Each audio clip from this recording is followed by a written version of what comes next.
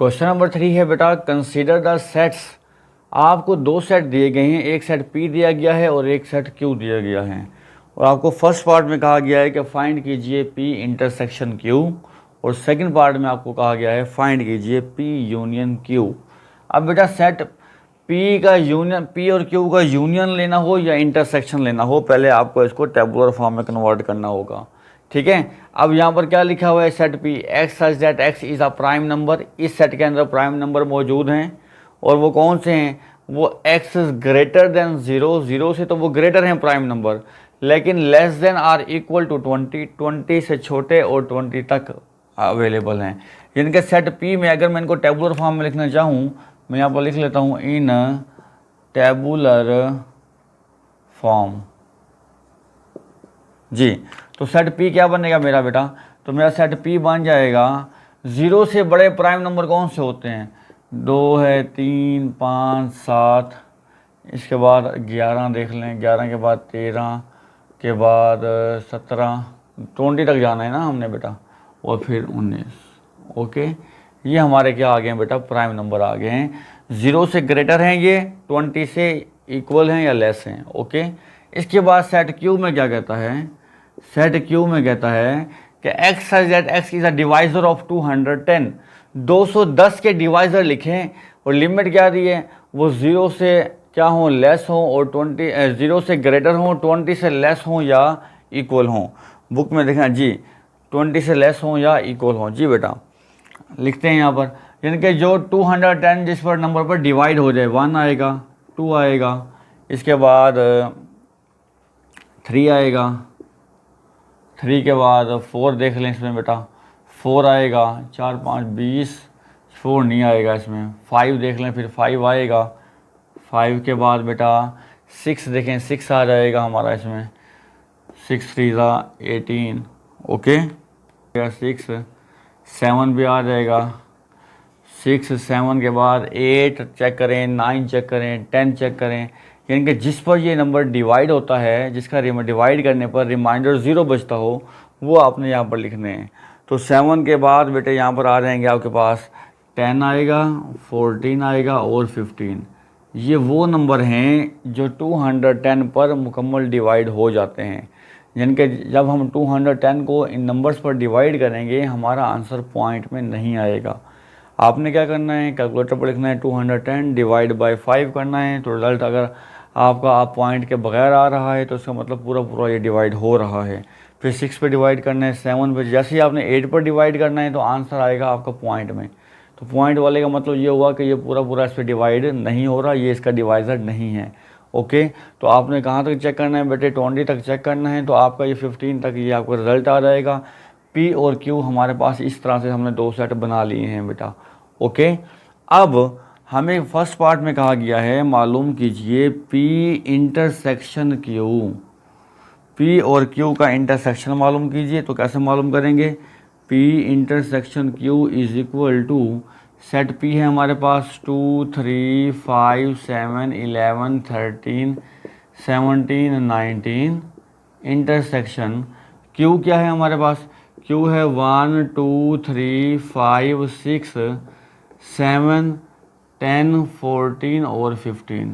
Okay, एक set P दिया हुआ है और एक सेट Q दिया हुआ है।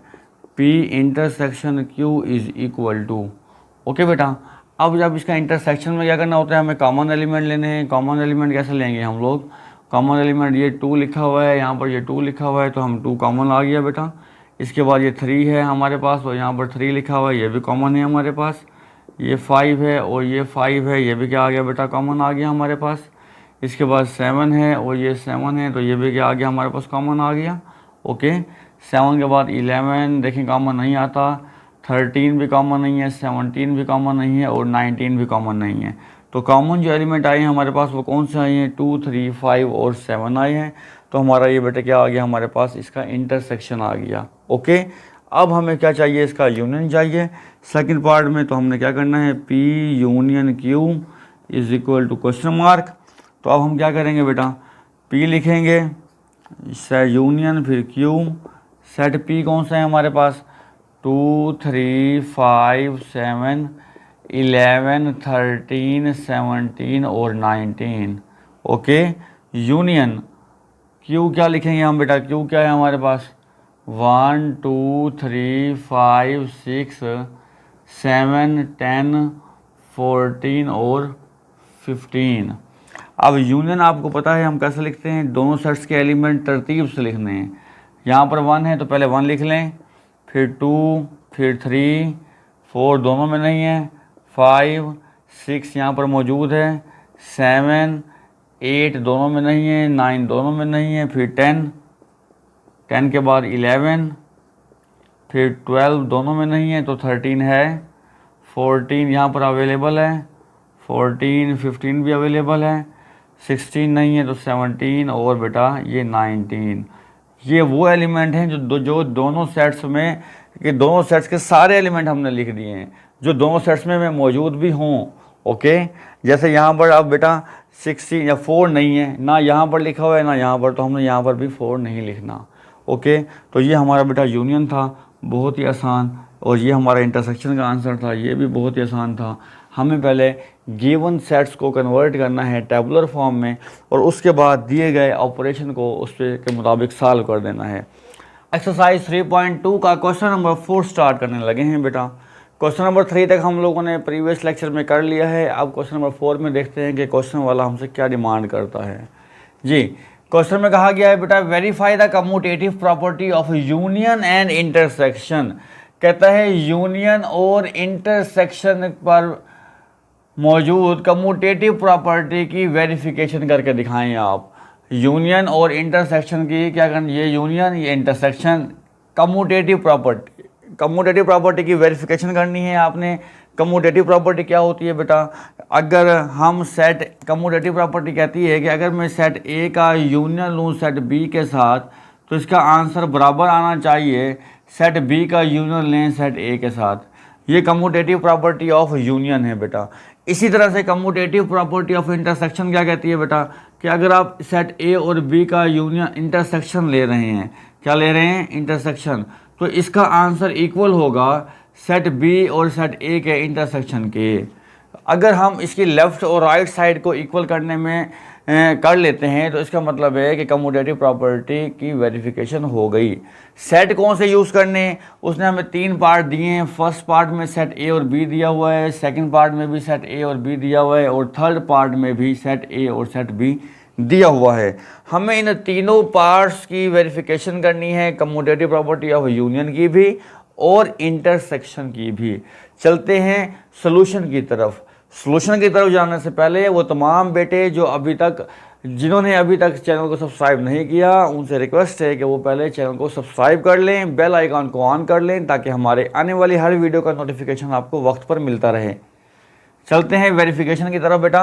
अब मैं पहले वेरिफिकेशन कर रहा हूँ फर्स्ट पार्ट के लिए बेटा। फर्स्ट पार्ट में हमें जो सेट ए दिया गया है, मैं इस ए की जगह पर ये वाला ए अपना सेट लिख लेता हूँ। वो है बेटा 1 2 3 4 एंड 5। ओके, फिर यूनियन सेट बी की जगह मैंने क्या लिखना है बेटा, सेट बी की जगह लिखना है मैंने 4 6 8 और 10। ओके, इज इक्वल टू का इज इक्वल टू आ गया। सेट बी की जगह मैं फिर क्या लिखूंगा बेटा, सेट बी दिया हुआ है मुझे 4 6 8 और 10। इसी तरह से फिर यूनियन सेट ए क्या लिखना है मैंने, सेट ए दिया हुआ है मुझे बेटा 1 2 3 4 एंड 5। ओके, अब यूनियन में हम लोग क्या करते हैं, दोनों सेट्स के एलिमेंट को तरतीब से लिखते हैं।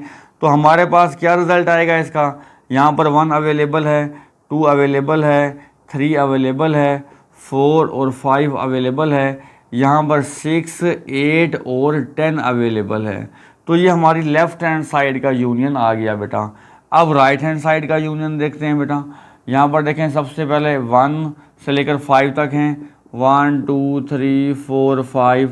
ओके, इसमें 6 है, 8 है और क्या है बेटा 10 है।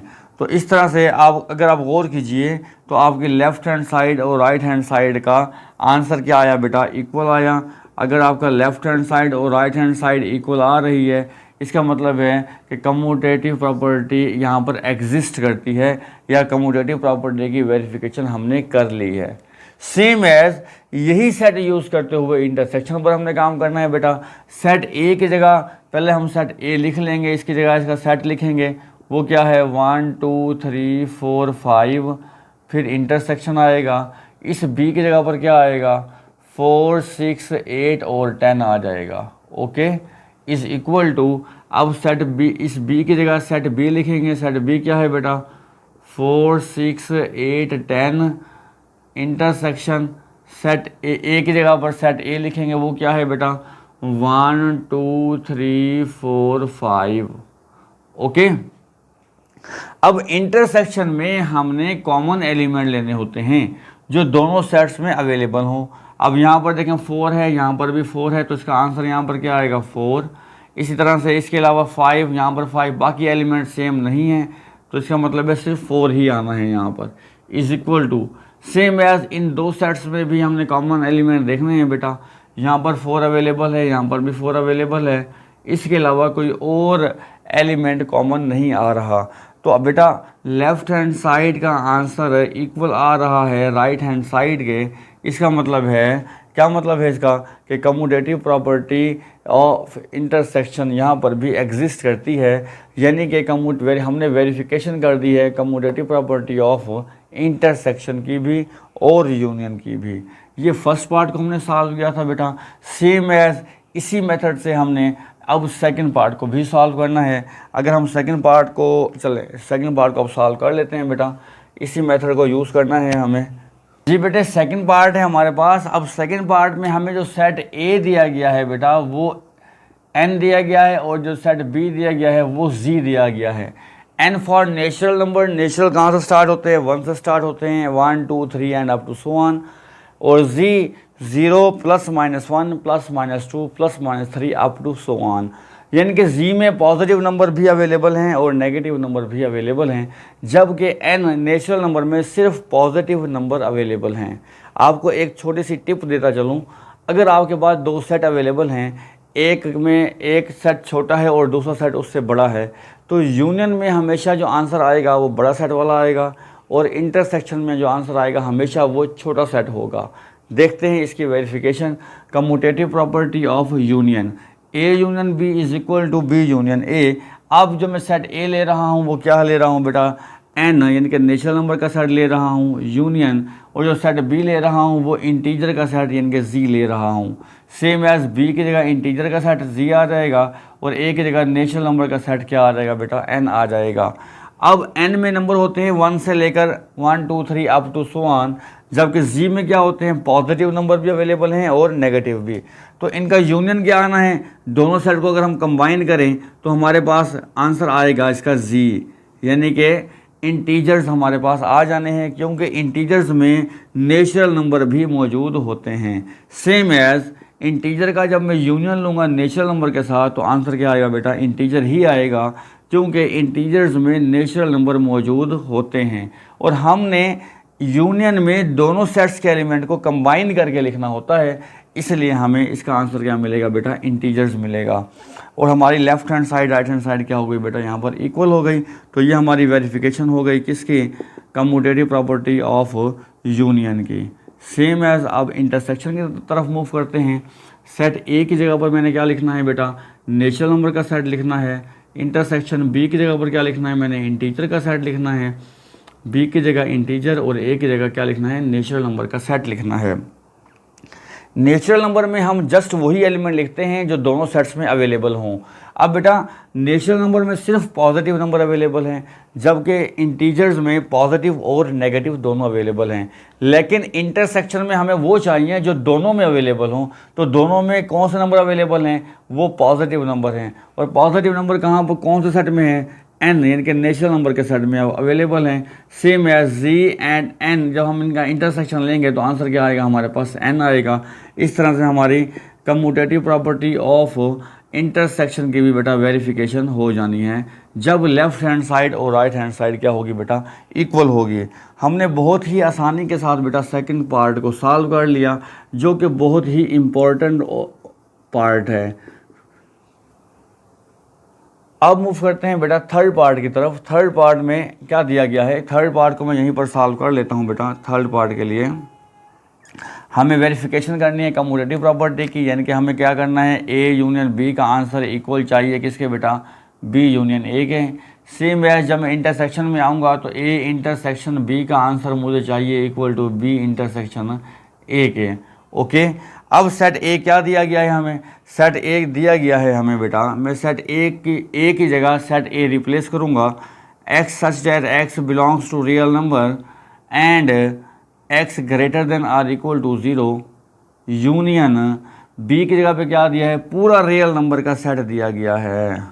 Okay, is equal to B की जगह पर क्या आएगा, रियल नंबर का सेट आएगा बेटा, यूनियन ए की जगह पर ए का सेट क्या दिया गया है, x such that x belongs to real number and x greater than or equal to 0। Okay, अब बेटा यूनियन में हम क्या करते हैं, दोनों सेट्स को लिखते हैं कंबाइन करके। यहाँ पर रियल नंबर दिए गए हैं सिर्फ positive, greater than or equal to 0 mean सिर्फ पॉजिटिव नंबर दिए गए हैं, जबकि इसका यूनियन लेना है हमने पूरे रियल नंबर के साथ, रियल में पॉजिटिव नेगेटिव सब आ जाते हैं। ओके, तो यहाँ पर ये हाफ सेट दिया हुआ है, ये कंप्लीट सेट है, तो जब मैं इसको कंबाइन करूँगा तो मेरा आंसर क्या आएगा, यहाँ पर रियल नंबर का सेट ही आएगा, क्योंकि इसमें सारे नंबर मौजूद हैं। ओके, सेम है, इसकी जब मैं राइट हैंड साइड की तरफ मूव करूंगा बेटा, यहाँ पर देखें रियल नंबर का सेट दिया हुआ है, जबकि यहाँ पर रियल नंबर तो दिए हैं लेकिन लिमिटेड दिए हैं, 0 से ग्रेटर या 0 से ग्रेटर दिए हैं, 0 से लेस नहीं दिए। वो लेस कहाँ अवेलेबल हैं, इस रियल नंबर के सेट में अवेलेबल हैं। तो जब हम इसे कंबाइन करेंगे तो आंसर क्या आएगा, हमारा रियल नंबर का सेट आ जाएगा। ओके, और लेफ्ट और राइट हैंड साइड क्या हो जाएगी, हमारा बेटा इक्वल हो जाएगी। जैसे ही लेफ्ट और राइट हैंड साइड इक्वल हो गई तो इसका मतलब है हमने वेरिफिकेशन कर दी है कि कम्यूटेटिव प्रॉपर्टी यहाँ पर भी एग्जिस्ट करती है। ओके, सेम ये प्रोसेस अब हमने इंटरसेक्शन में भी करना है। सेट इस ए की जगह पर क्या लिखना है, सेट ए, थर्ड पार्ट हम सॉल्व कर रहे हैं बेटा, ये थर्ड पार्ट, तो थर्ड पार्ट के ही सेट यूज़ करने हैं। ए की जगह पर सेट क्या यूज़ करेंगे हम बेटा, x such that x belongs to real number and x greater than or equal to 0। इसका इंटरसेक्शन किसके साथ लेना है, हमने रियल नंबर के साथ। ओके, ये सेट बी यहाँ पर दिया हुआ है रियल नंबर का। क्लियर, सेम एज बी की जगह पर रियल नंबर का सेट आएगा, जबकि इसका इंटरसेक्शन हमने ए के साथ लेना है। ए सेट क्या है हमारे पास, X such that x belongs to real number and x greater than or equal to 0 हो जाएगा। ओके, अब बेटा हमने इंटरसेक्शन लेना है, इंटरसेक्शन में सिर्फ कॉमन एलिमेंट आया करते हैं, इंटरसेक्शन में सिर्फ कॉमन एलिमेंट। अब यहाँ पर रियल नंबर दिए गए हैं ग्रेटर देन 0, यहाँ पर ग्रेटर देन 0 भी हैं और लेस देन 0 भी हैं, तो जो कॉमन एरिया होगा वो क्या होगा, वो ये वाला होगा, कौन सा, x such that x belongs to real number and x greater than or equal to 0, ये हमारा कॉमन एरिया होगा। क्योंकि नेगेटिव नंबर यहाँ पर अवेलेबल नहीं है, यहाँ पर नेगेटिव नंबर भी अवेलेबल हैं, तो सिर्फ पॉजिटिव नंबर अपने क्या ले लिए बेटे, कॉमन ले लिए, ये इंटरसेक्शन का आंसर आ जाएगा। सेम एज यहाँ पर भी रियल नंबर का सेट है, पॉजिटिव नेगेटिव सब है यहाँ पर, लेकिन यहाँ पर सिर्फ पॉजिटिव हैं, तो कॉमन में क्या आएगा हमारे पास, पॉजिटिव आएगा। तो x such that x belongs to real number and x greater than or equal to क्या हो जाएगा बेटा, 0। जैसे ही आपकी लेफ्ट हैंड साइड और राइट हैंड साइड बेटा इक्वल होगी तो आपकी वेरिफिकेशन हो गई क्या, कि कम्यूटेटिव प्रॉपर्टी ऑफ इंटरसेक्शन यहाँ पर भी बेटा एग्जिस्ट करती है। बहुत आसान सवाल है, बहुत आसान प्रॉपर्टी है, property of commutative property of union and intersection. जाहिर सी बात है बेटा, सेट ए को बी के साथ यूनियन लें या बी का ए के साथ यूनियन लें, आंसर लामाला बराबर ही आना है, इंटरसेक्शन में भी बराबर ही आना है। लेकिन आपने गौर करना है कि यूनियन में क्या करना है, हमने बड़ा सेट लिखना होता है, दोनों सेट्स को मिलाकर लिखना होता है। इंटरसेक्शन में सिर्फ हमें कॉमन एलिमेंट वाला सेट लिखना होता है या सिर्फ कॉमन एलिमेंट लिखने होते हैं। अब मूव करते हैं बेटे नेक्स्ट क्वेश्चन नंबर 5 की तरफ, जो कि बहुत ही इंपॉर्टेंट लॉन्ग क्वेश्चन है। क्वेश्चन नंबर 4 जो हमने अभी किया यहाँ पर, ये बेटा शॉर्ट क्वेश्चन के लिए एग्ज़ाम में आ सकता है।